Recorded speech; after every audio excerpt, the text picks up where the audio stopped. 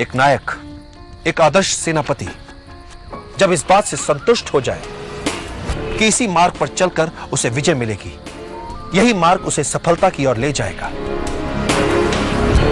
तो फिर उसे दृढ़ता के साथ अपने निर्णय पर टिकना चाहिए। फिर वो मार्ग चाहे कितना ही ध्रुव क्यों ना हो, संकट भरा क्यों ना हो, फिर ये सारी शंकाएं एक आदर्श सेनापति के लिए अर्थहीन हो जानी चाहिए। राजनीति में कभी कभी एक साथ दो स्वार्थियों का सामना करना पड़ सकता है। ऐसे में ध्यान रहे, उनको उनकी इच्छा के शस्त्र चुनने का अवसर ना दिया जाए। एक चतुर योद्धा वो नहीं जो विजयी होता है, चतुर योद्धा वो है जो सहजता से विजयी होता है। किसी भी योद्धा के लिए युद्ध में सबसे महत्वपूर्ण शस्त्र होता है गति।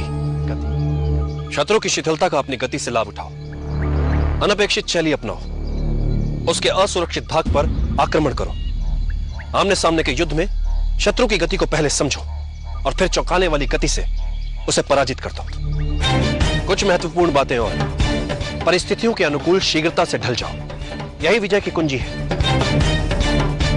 और युद्ध में मृत्यु के लिए सदा तैयार रहो। जिस घड़ी तुम्हें लगे कि अब कोई मार्ग नहीं बचा, उस समय उनका स्मरण करो जिनके लिए तुम जी रहे हो।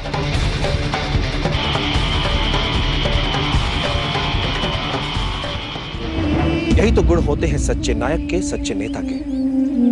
जितनी विपरीत परिस्थितियां उसके समक्ष आती हैं, वो उतना ही सक्षम होता जाता है।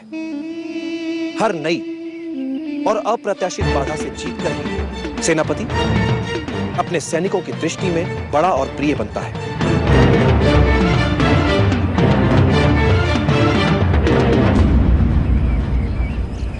चंद्रगुप्त, ये खेल जो तुम सहाल में खेलने जा रहे हो, हमारी योजना, हमारा शत्रु पहले से ही जान रहा है। ऐसे में एक बात सदैव याद रखना कि शत्रु जो चाल चले,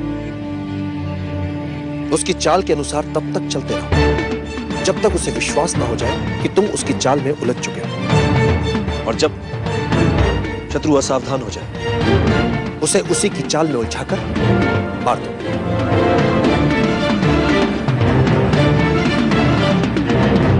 जी आचार्य, ये बात सदैव याद रखूंगा मैं।